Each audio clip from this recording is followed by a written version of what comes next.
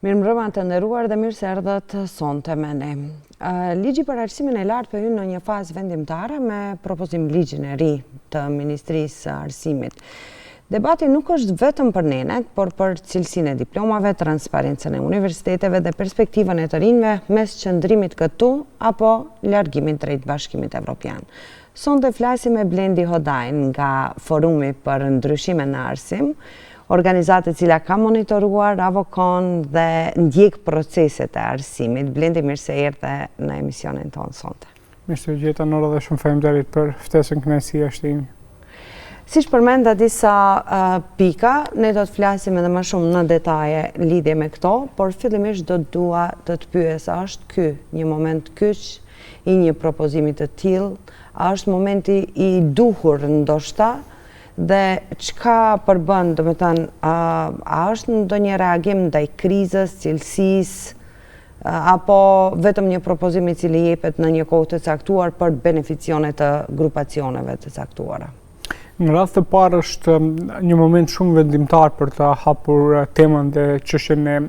cilësisë në arsimin e lartë, dhe është një hap shumë i duhur dhe përshëndesim këtë si të tillë nga ana e Ministrisë së Arsimit dhe Shkencës,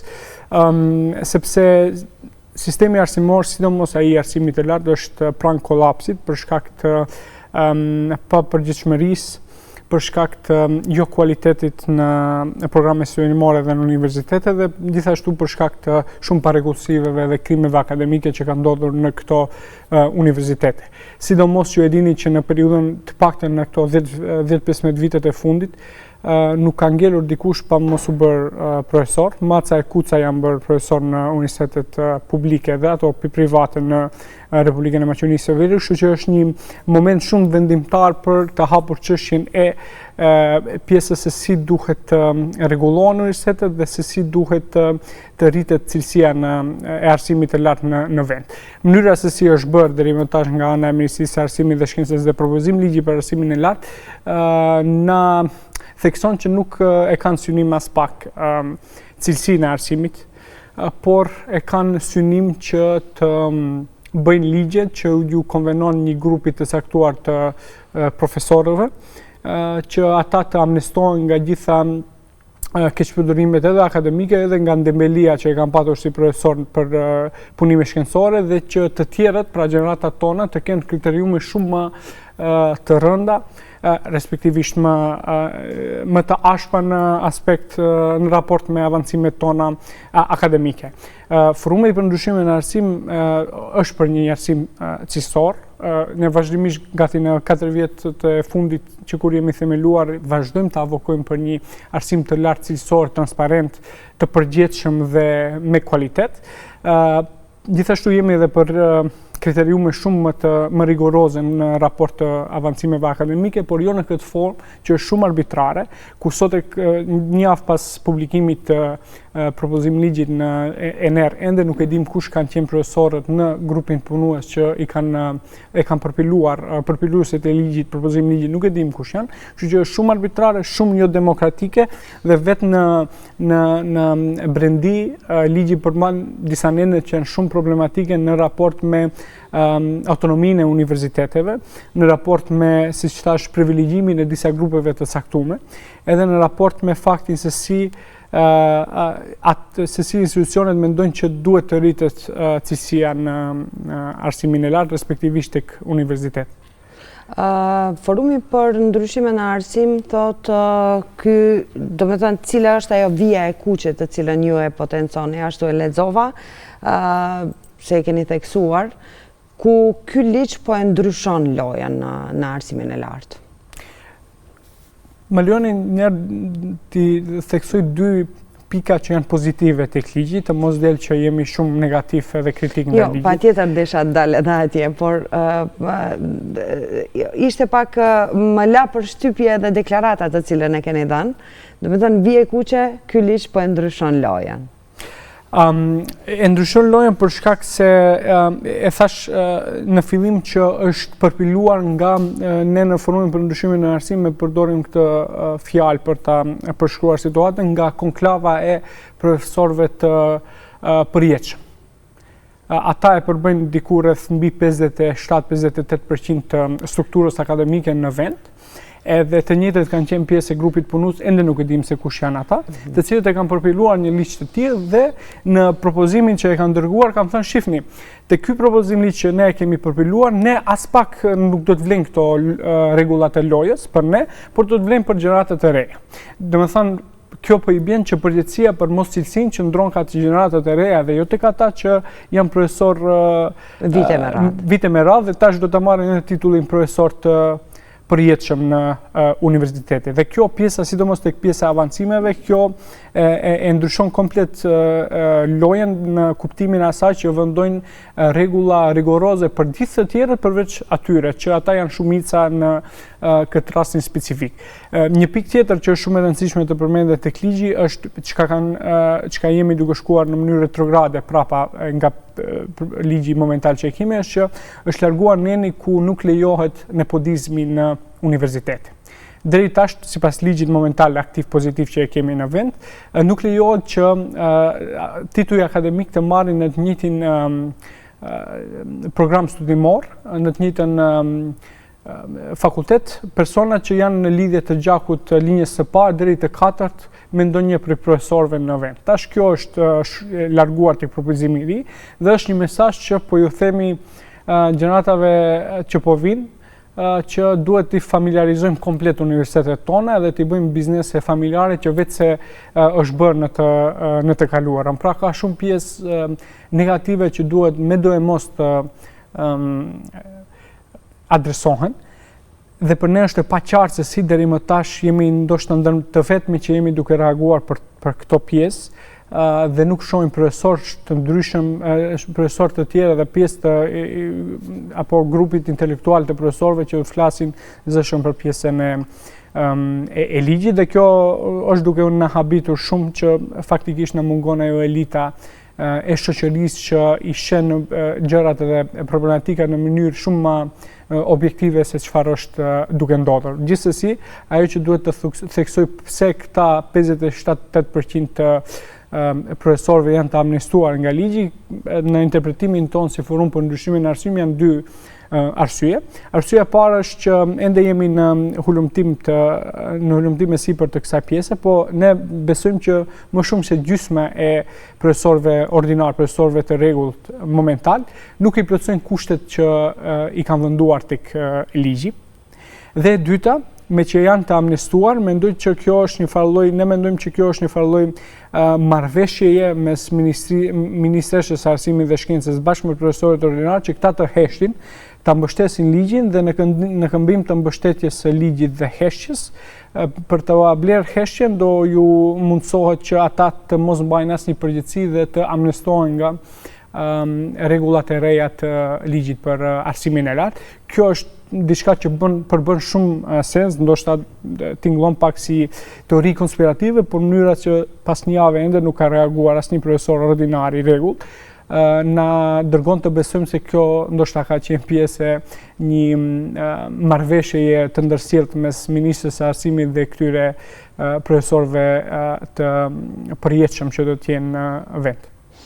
Blendi, duke qenë zë i fuqishëm aktiv në sektorin jo qeveritar, në shoqërinë civile, jo vetëm në pjesën e arsimit, por edhe tek cilësia e jetës së të rinjve, përse mendon se kohët e fundit sikur nuk kemi reagime për shumë gjëra, për shumë dukuri të cilat ndodhin, përveç reagimit të fundit që kishim me studentët për ligjin, për jurisprudencën, do me thënë për provimin që ta japin në gjuhën shqipe. Reagime shumë të pakta për shumë dukuri negative të cilat po ndodhin. Përse po ndodh kjo? Apo e normalizojmë disi gjitha dukurit që po na ndodhin në mesin tonë? Ne shoqëria jonë momentalisht është në një letargji të paparë. Nuk mbaj mend të paktën këta 9 ose 10 vitet që kam qenë aktiv, nuk mbaj asnjëherë mend që kemi qenë kaq apatik ndaj gjërave të ndryshme që kanë ndodhur në shoqëri. Kjo vjen si rezultati i asaj që ndoshta qytetarëve është vjedhur edhe dinjiteti, nga vetë partitë politike që e kanë patur për detyrë të përfaqësojnë qytetarët, ata e kanë bërë të kundërtën dhe ua kanë vjedhur dinjitetin. Dinjiteti është një pjesë shumë e rëndësishme, për shembull nëse shihen analizon filozofë të ndryshëm, nëse shohim Kantin, ai cilëson që dinjiteti është qëllim në vetvete i një qytetari, një njeriu që e plotson atë si qenie, dhe nuk mund asnjëherë njeriu si i tillë si qëllim të jetë vegël për arritjen e qëllimeve të dikujt tjetër. Kur them vjedhja e identitetit në prizmin e Kantit, ka ndodhur pikërisht kjo që partitë politike për të arritur qëllimet e tyre private edhe interesat e tyre e kanë vjedhur dinjitetin e qytetarëve, dhe qytetarët vetë se janë të demotivuar komplet që të jenë pjesë aktive e shoqërisë në forma të ndryshme, jo nëpërmjet politikës, nëpërmjet partive politike, jetës politike, por gjithashtu edhe pjesë aktive e nëpërmjet organizatave jetës publike, të them më mirë, që të kontribuojnë në një farë forme në ndodhi që ndodhin. Kjo mendoj që ka ndikuar në këtë klimë të letargjisë madhe në shoqëri që e kemi, dhe mendoj që e ardhmja nuk është as pak e mirë në qoftë se vazhdojmë të rritet numri i personave që janë apatik, që nuk besojnë në institucione, nuk besojnë në atë që mund të me angazhim qytetar mundet të ndryshohen gjërat, dhe fatkeqësisht do të vazhdojë të rritet edhe numri i personave që vendosin të largohen nga vendi, jo për shkak se nuk ka punë, jo për shkak se ka të hyra shumë të ulta, por për shkak se nuk ndjehen të respektuar në vendin e tyre, sepse është vjedhur dinjiteti dhe të njëjtën kohë edhe nuk ka më shpresë as pak për një të ardhme më të mirë në vend. Ku e kemi këtu trurin akademik? Edhe ne kemi problem duke kërkuar, se ne kemi gjetë gati këto 4 vitet e fundit që ekzistojmë si organizatë, nuk e dim se çfarë bëjnë edhe pse janë kaq të heshtur, mendojmë që me një farë forme jemi duke vdekur në heshje si popull, për shkak se është detyra atyne dhe detyrë shumë dhe jo detyre e jona si tri që të flasin për këto çështjet e ligjit për arsimit të lartë, ose edhe për çështje tjera. Ose të paktën nëse nuk flasin ata, të paktën duhet një mbështetje sa më të vogël të na japin neve në luftën që ne tentojmë ta bëjmë. Në të kundërt, ajo çfarë ka ndodhur deri më tash është që vetëm na kanë luftuar në çështjet që kemi munduar t'i adresojmë për të mirën e shoqërisë. Kështu që nuk besoj që kemi ne elitë intelektuale në Maqedoninë e Veriut, nuk besoj që kemi intelektual edhe profesorët që janë momentalisht normalisht me disa persona që janë me të vërtet intelektual të mirëfillt të fjalës, por mendoj përgjithësi shumica e madhe e profesorëve nuk janë as pak intelektual, sepse intelektual nuk do të thotë që të jesh një profesor i mirë, por do të thotë që të kesh një qëndrim caktuar për shumë fenomene negative që kanë ndodhur në vendet tona. Ndërkaq, çfarë kanë bërë deri më tash, sidomos rektorët e universiteteve shqiptare, kanë luftuar njëri me tjetrin kush do të dalë foto me kryetarët e partive politike. Kjo është vetëm një servilizëm i ulët që një intelektual nuk duhet të ketë. Nuk duhet ta ketë as pak. Kështu që më vjen keq që na mungon intelektualizmi dhe ndoshta intelektualet e fundit si Arben Xhaferi dhe këta nuk do ishin krenar me situatën tonë ku jemi momentalisht në vend. Rikthehemi përsëri te ligji. Përmend edhe pjesë pozitive. Doja ti cekësh, ju kishit disa propozime të cilat i dhat Ministrisë së Arsimit, por cilësoni se edhe ligji përmban elemente pozitive brenda tij. Për ne, dy gjëra shumë pozitive të ligjit janë pjesat që përcaktohet çka është interes publik i shtetit, pra përcaktohet në atë formë që e determinojnë se vetëm universitetet publike dhe universitetet publiko-private munden të kenë fakultete të caktuara që përmbajnë interes publik për shtetin. Kjo nuk kupton që fakulteti i mjekësisë, fakulteti i veterinarisë, fakulteti i arkitekturës, ndërtimtarisë dhe i juridikut janë fakultete apo drejtime që përbëjnë interes publik për shtetin, edhe si të atilla duhet të jenë vetëm tek universitetet publike dhe universitetet publiko-private. Kjo është një pikë shumë e rëndësishme tek ligji, sepse momentalisht kemi diku rreth 18 ose 19 fakultete juridike në krejt vendin, për një numër të rreth 55.000 studentë që janë të regjistruar në ciklin e parë të studimeve bachelor, që nuk përkon me realitetin e demografisë të studentëve. Dhe pika e dytë që është shumë pozitive është që Agjencia për cilësi në arsimin e lartë do të rregullohet me një ligj të posaçëm, që do të quhet ligji për cilësinë në arsimin e lartë, dhe urrojmë që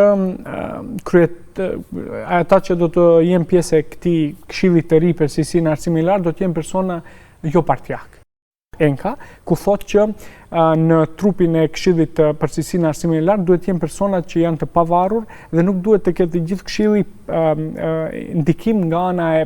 e qeverisë apo nga ana e universiteteve, sepse si detyrë kanë akreditimin e programeve studimore. Programet studimore këtu ndërlidhet kualiteti. Arsyeja pse kemi jo kualitet është që janë aprovu programe studimore që as që i kanë lexuar. Keni universitet në Kumanov, që nuk e din kush që ekziston. Keni universitet në Sveti Nikol, do thonë ta me të madhe kanë miratu programe studimore që kanë kontribuar në krijimin e kësaj kulture të shitjes së diplomave me çmimore të ndryshme në universitete të ndryshme. Edhe kjo me ligjin e ri do të besoj që ende nuk e kanë publikuar, po besoj që do të rregullohet, sepse momentalisht kryetare e Agjencisë për cilësinë në arsimin e lartë është një profesoresh që vazhdimisht në profilin e saj në Facebook, nëse hyni të analizoni, vazhdimisht nxjerr foto nga shtabi i partisë VMRO-DPMNE-s, dhe ka një farë fetishizmi të jashtëzakonshëm ndaj kryetarit të partisë, kryeministit të vendit Kristian Mickoski, që vazhdimisht nxjerrën poezi dhe shkrime shumë të bukura ndaj tij, edhe që nuk përmbën sens që udhëheci të një agjencie për cilësi në arsimin e lartë jetë një person që më shumë rrin në shtabin e partisë se sa rrin në zyrë të institucionit dhe që merret me shkencë. Ka ardhur koha që të kemi profesor universitar që merren me shkencë, profesor universitar që rrin në zyrat e tyre dhe në laboratore bëjnë shkencë, dhe jo profesor universitar që flejnë në shtabet e partive politike. Kjo është arsye pse kemi sot universitet jo cilësor, edhe për atë dyshoj që propozimi ligji do ta rregullojë këtë pjesën e cilësisë, sepse është duke u krijuar nga të njëjtit persona që e kanë degraduar cilësinë e arsimit të lartë në 20 vitet e fundit. Kështu që nëse ajo është fjala popullore që ujku timen e ndron, por zonati nuk e harron. Kështu që nuk besoj që të njëjtit që që kanë shkatruar sistemin të propozojnë diçka që do ta rregullojë. Kjo është një oksimoron që nuk besojmë që do të ndodhë. Ligji përputet me standardet e Bashkimit Evropian, marrë në aspektin teorik të flas, jo në praktik. Por shumë vështirë kemi të zbatojmë ligjet, du të të jetësojmë në për institucionet dhe të futen ato që të implementohen brenda institucionit. Kishim ligjin edhe për media, kemi ligjin e Agjencisë për Shërbime Mediatike, ku në mënyrë transparente për zgjedhjen edhe, siç e përmende, që duhet jenë edhe në komision personalitetet të cilët janë profesionistë dhe njohin profesionin, njohin natyrën e punës. Pse kemi çdo herë pengesë në jetësimin e ligjeve, për shkak të mospasjes së kuadrit cilësor apo për shkak të rrethanave të sistemit të cilat nuk duan të krijojnë hapësira për një gjë të tillë? Mendoj që këtu është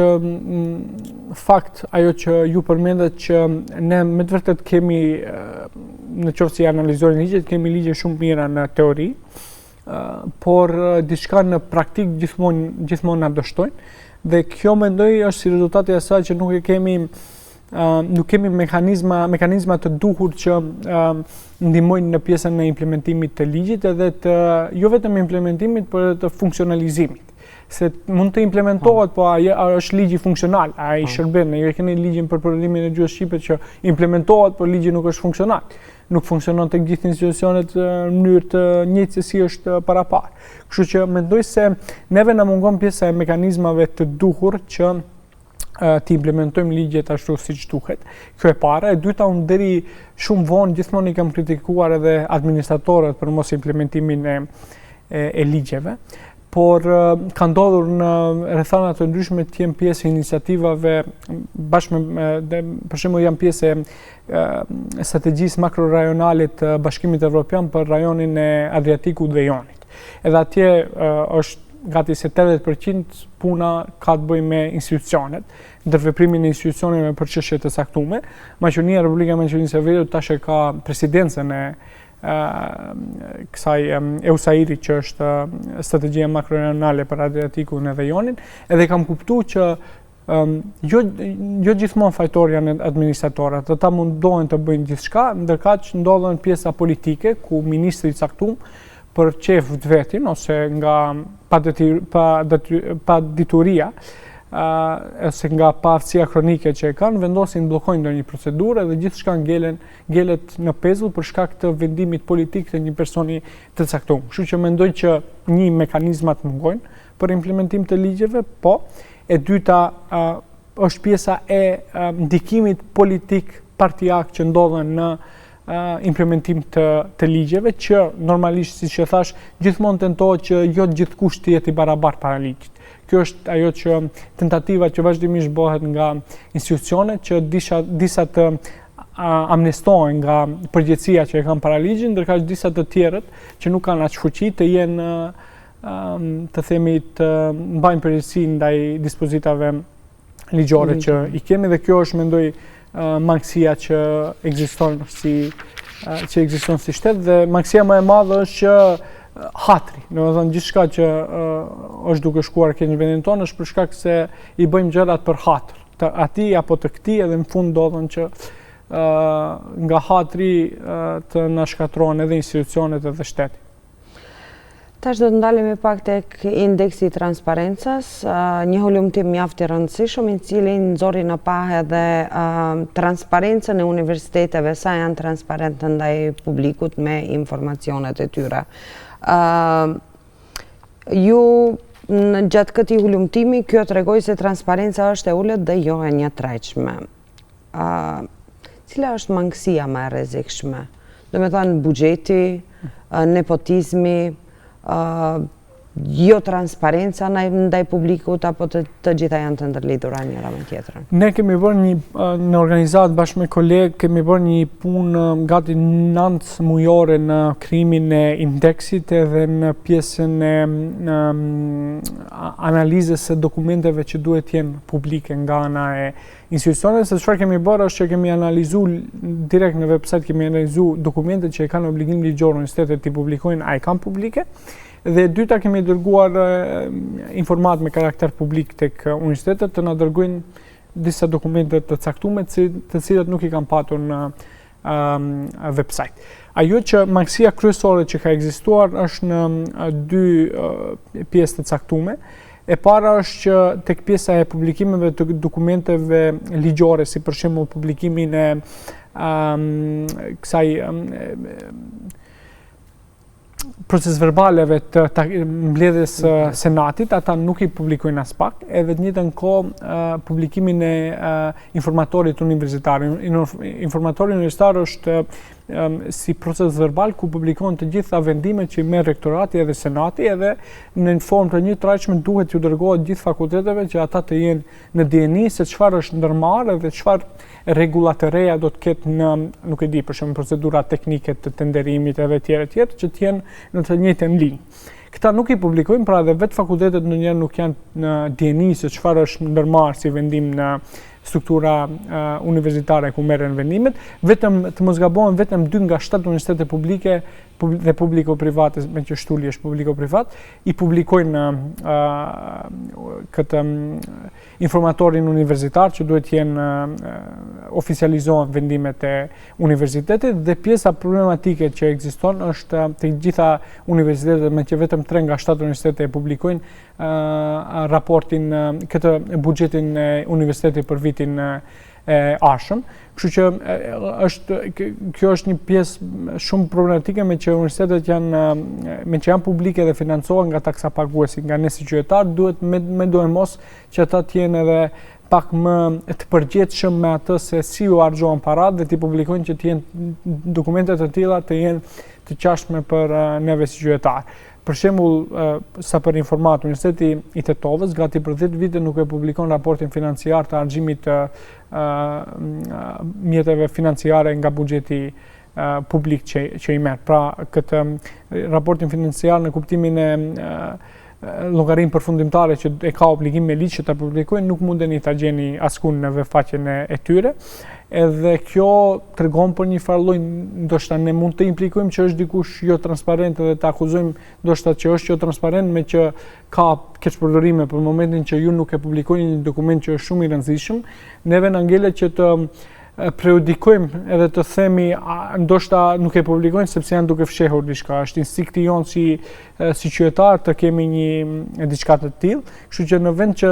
ne të mos periodikojmë, është detyra aty ne të publikojnë, edhe ne të themi okay, ju qenë në rregull, na falni që ndoshta ju kemi akuzuar për diçka të tillë, po me që nuk e bëjnë, ne mendojmë që ka diçka ndonjë parregullsi që është duke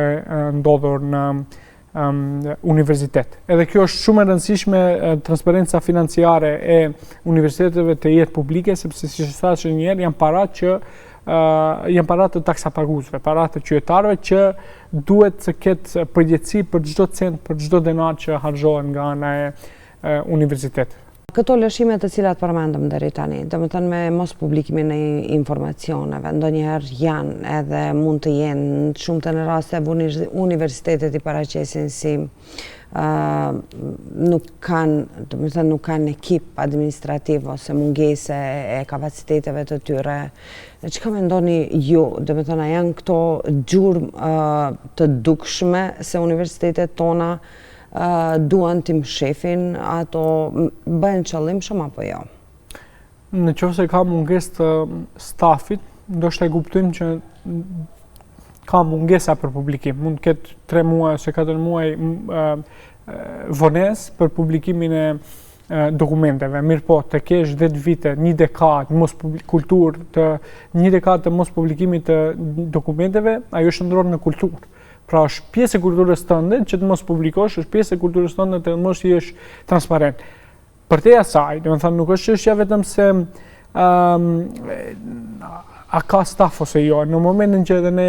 kërkojmë nga universitetet nëpërmjet informacionit, nëpërmjet kërkesës në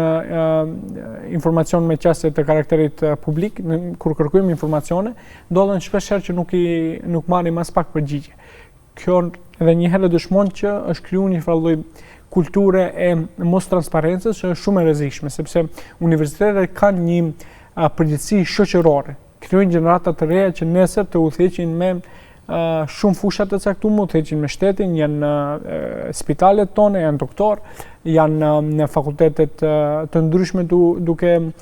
prodhuar gjenerata të reja, dhe nëse ti krijon një gjenerat që është mësuar me faktin që të jesh jo transparent është okay, nuk ka shumë rëndësi çfarë thuajnë këto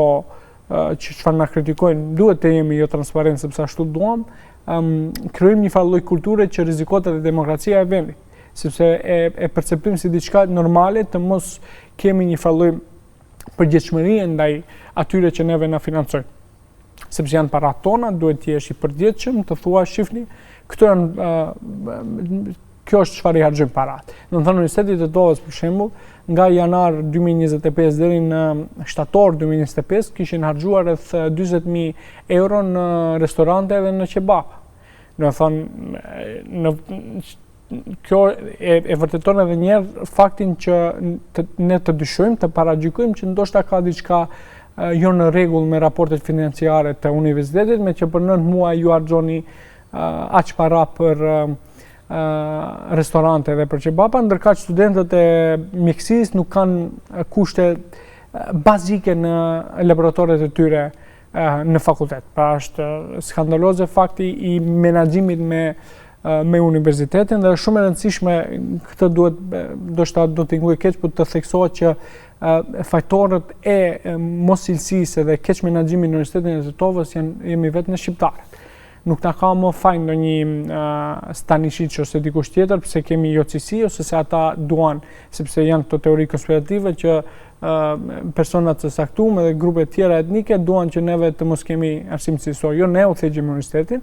ne menaxhojmë universitetin, çka kemi treguar është që dim të deri tash kemi keq menaxhu, e kemi pruar universitetin të jetë universitet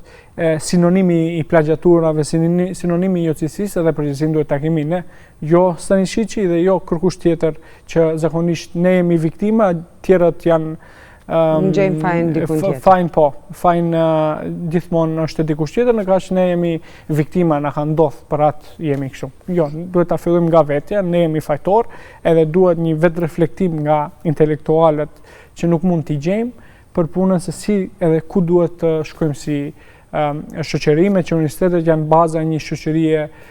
të mirëfill, nëse dëshiron që një popull të ketë përparime të ndryshme dhe të ketë ekzistencë, duhet të kesh sistem arsimor të mirëfill që prodhon intelektuar të mirëfill. Përmendet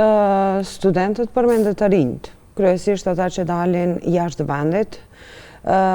përmendëm edhe disa pika, domethënë kryesore, të cilat nuk janë vetëm aspekti ekonomik dhe pagat, mirë po është mirëqenia e tyre ndoshta, në të shumtën e rasteve kur përflitet. Çka mungon, domethënë tek universitetet pikërisht për ta bërë këtë ndërlidhje ndoshta? A mungon kombinimi i domethënë mësimeve ligjëratave ndoshta edhe me pjesën praktike? Mungojnë kushtet rrethana të cilat krijohen, programe të cilat do të stimulonin studentët për të qëndruar këtu, ndoshta për të shijuar apo për të jetuar ato eksperiencat evropiane, por për të kthyer dhe implementuar në vend. Mendoj njëra ndër arsyet që të rinjt sot ikin është edhe arsimi. Ju keni një dyfishim të numrit të studentëve të maturantëve që pasi ju kryejnë studimet respektivisht shkollën e mesme, vazhdojnë studimet në Sloveni. Pra ka qenë në 2021 kur i kam mbaruar unë gjimnazin, ka qenë numri diku 1600 studentë në nxënës maturantë që kanë vazhduar studimet e tyre në Sloveni, ndërkaq tash mos gaboj është diku rreth 3500 deri në 4000 studentë çdo vit që shkojnë nga Maqedonia në Sloveni për të studiuar, sepse duan një sistem arsimor cilësor, ku do të kenë mundësi të barabarta me gjithë studentët, dhe të njëjtën kohë do të kenë qasje në tregun e Bashkimit Evropian dhe shumë më lehtë do të gjejnë punë ku më shumë vlen aftësitë juaja se sa që vlen libreza një partie politike edhe fakti që duhet i servilosësh dikujt që të ta jap ty një vend pune, pra duhet ta ulish nivelin tënd intelektual, por edhe kapacitetin që e ke për t'u servilosur dikujt për kërkuar një vend pune. Kështu që me të drejtë shumë studentë janë duke shkuar në Sloveni për të studiuar. Mendoj që çfarë duhet të bëhet dhe çfarë është e rëndësishme është që duhet të bëhet kjo fuzionimi, kjo bashkëngjitja e programeve studimore edhe fakulteteve të ngjashme në një. Për shembull, nuk është e nevojshme t'i zëm, nuk është që nevojshme që të kemi aq shumë programe studimore dhe fakultete të njëjta mes disa universiteteve. Le të themi, ti marrim universitetet shqiptare, kemi Universitetin Nën Tereza, Universitetin e Tetovës dhe Universitetin e Evropës Juglindore, që pak a shumë i kanë të njëjtat programe studimore dhe fakultete. Nëse krahasoni këto tre universitete me universitetet që janë në Bashkimin Evropian, në shtetet e Bashkimit Evropian, ju do shihni që shumica e universiteteve atje në Bashkimin Evropian janë të specializuar në fusha të caktuara. Për shembull, e keni universitetin që merret që është e fokusuar në çështjen e teknologjisë. Edhe gjithë studentët hyjnë aty e dinë që tek ky universitet specifikisht janë fakultetet që kanë bënë me teknologjinë edhe me pjesën e teknike të studimeve. Mas ndaj keni edhe çështjet e shkencave humane dhe shoqërore. Pra, kjo mënyrë e grupimit të universiteteve në bazë të disiplinave apo në bazë të fushave shkencore është shumë më efikase për shkak se ju keni përzgjedhje të shumë profesorëve të mirë në një universitet, edhe në njëjtën kohë e keni të gjithë fokusin e stafit akademik në një fushë të caktuar ku juve do ju mundësohet edhe të aplikoni projekte ndërkombëtare që mund të merrni shumë grante të mëdha, për shembull le të themi fakultetet e universitetit, të themi hipotetikisht një universitet që ka të bëjë me pjesën teknike dhe teknologjike, mund të thith shumë grante në lidhje me inteligjencën artificiale që do t'ja pamundësojnë një lloj pavarësie financiare nga vetë shteti, edhe ndikimi i shtetit do të jetë shumë më i ulët në këto universitete. Kështu që mendoj që grupimi i këtyre universiteteve në përgjithësi të gjithë universitetet në Maqedoni është shumë i rëndësishëm të bëhet, por jo në mënyrën se si Ministri i Arsimit Vesna Janevska e ka propozuar që thotë do t'i mbylli. Do thonë ajo nuk është askush që të mbyll universitete, as fakultete. Duhet grupim në mënyrë shumë të natyrshme të ndodh me dëshirën e këtyre fakulteteve dhe universiteteve të bëhet ajo. Jo të vijë dikush dhe të thotë dua mbylli sot këtë, nesër atë, se shumë tingëllon si kjo politike Javier Milei të Argjentinës. Kap çka të mundesh mbyll edhe nuk përkon me kulturën demokratike që ekziston në Shtetet e Bashkimit Evropian. Kështu që fuzionomini i këtyre drejtimeve është shumë më i rëndësishëm se sa vetë mbyllja në mënyrë arbitrare nga ministra. Po, e kuptoj. Pikërisht për flasim sikur tash marrim fakultetin e gazetarisë. E dim se gazetaria kohën e fundit është një nga profesionet që ka një interesim mjaft të ulët, të cilin e diskutojmë në konferencat e ndryshme nga ana e studentëve që të studiojnë këtë. Dhe kemi 7 studentë në Universitetin Shën Cirili dhe Metodit. Mandej edhe në Universitetin e Nën Tereza dikun 4-5. Dhe pikërisht për këto fuzionimin e të gjithë këtyre studentëve në një strukturë të përbashkët po flet, apo jo? Ajo është, sepse nuk ka logjik të thuash që mënyra se si Ministri i Arsimit e ka artikuluar, ka thënë që programet studimore që kanë numër të vogël të studentëve do t'i mbylli. Shteti ka nevojë për studimet e gazetarisë. Ne kemi nevojë për gazetar. Gazetarët e mbajnë është pushteti 4 gazetaria që e mban checks and balances në momentin si është Maqedonia që nuk kemi as opozit, as intelektual. Gazetarët shpesh e vetëm është gazetarët që ta mbajnë qeverinë të jetë korrekcinë, qeverinë që të jetë më korrekte dhe ta mbajnë qeverinë të ketë një farë lloj përgjegjësirie ndaj veprimeve që ata i bëjnë. Kështu që nuk përbën sens që për shkak se ekziston një numër i ulët i studentëve ju ta mbyllni një program studimor. Njëjta ndodhen edhe me gjuhët, për shembull gjuha shqipe në Universitetin e Tetovës, në gjuhën shqipe, në departamentin e gjuhës, janë diku rreth vitin e parë, në vitin e parë të studimeve tash ishin diku 4 studentë. Çfarë kjo nënkupton se ju do e mbyllni programin studimor në gjuhën shqipe? Ose për shembull programi studimor të makedonistikës, ku ka diku 3-4 studentë në fakultetin filologjik. Nuk përbën as pak sens edhe mendoj që ka qenë një lapsusi nga ana e Ministrisë së Arsimit dhe Shkencës për mbylljen e universiteteve, sepse atëherë kjo nënkupton se shumë fusha caktuar që ne kanë rëndësi etike për të ardhmen e vendit, të mbyllin. Edhe atë çfarë do ngelin, do rritet numri i analfabetë funksional nga 70.7% i 15 vjeçarëve që janë analfabet funksional do të rritet në 90%. Po ndoshta do duhej të sqarohet edhe më shumë nga ana e institucioneve pjesa e mbylljes. Edhe si shashënia nuk është vendim arbitrar, nuk jemi shtet demokratik dhe nuk mundesh ti si ministre apo edhe kryeministri të thuash unë sot juve do ju mbylli. Nuk funksionojnë ashtu gjërat në një shtet demokratik që jetojmë ne, që aspirojmë të jemi pjesë e Bashkimit Evropian. Po mënyra se si është duke u promovuar tregon edhe një element shumë të rëndësishëm që është duke u përshpejtuar procesi. Edhe është diçka që janë duke bërë në mënyrë ad hoc, që nuk do të kontribuojë as pak në cilësinë arsimit, sepse është duke bërë hajde sa ta bëjmë, dhe jo për të adresuar çështjet konkrete. Për këtë dua të them që ata deri tash është dashur Ministria të kryejë një lloj analize të shohin ku janë këto programe studimore me numër të pak të studentëve, edhe cilët për këtyre programeve studimore mund të bashkangjiten si një, që të funksionojnë si më kompakte, edhe që do të synojnë të tërheqin sa më shumë studentë në të ardhmen. Këta nuk e kanë bërë, por merren me deklarata që janë të paqarta ndonjëherë në media. Do të kisha shumë çështje të diskutoj me ty, por tani e parë se nuk na premton shumë koha, do doja që të japësh një mesazh për studentët, ata të cilët të rinjt në fakt që i tangon kjo problematikë dhe duan të jenë pjesë e këtij procesi. Tani propozim ligjin e kemi në ener.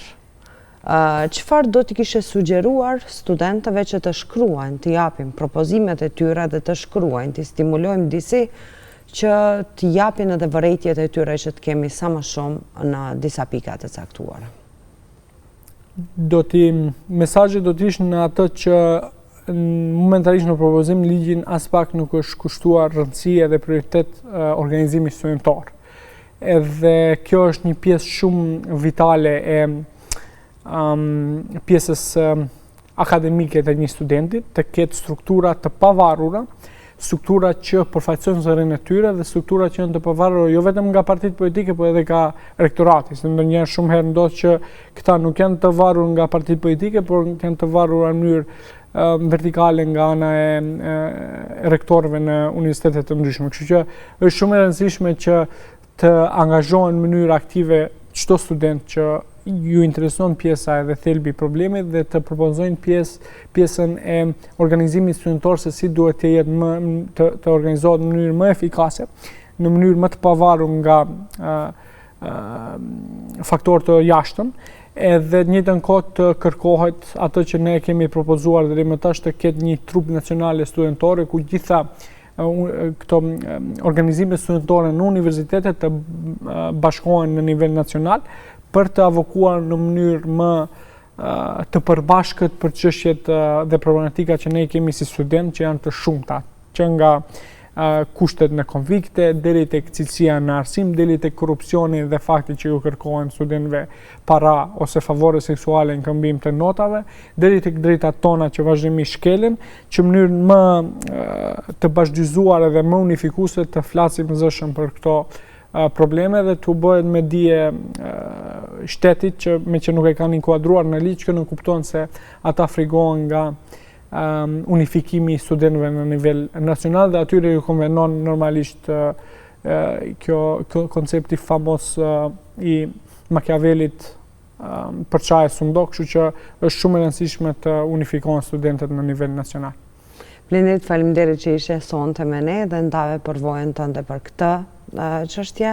Shpresoj të kemi përsëri për diskutuar edhe për çështje tjera, për ngërçe tjera dhe procesin eurointegrues të vendit të cilin e kemi në një status quo.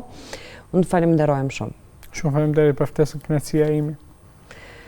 Të nderuar teleshikues, ne diskutuam për shumë çështje, por çështja kryesore sonte ishte fokusi në propozim ligjin për arsimin e lartë. Takohemi sërish javën e ardhshme me tema tjera. Mirëmbëngjes.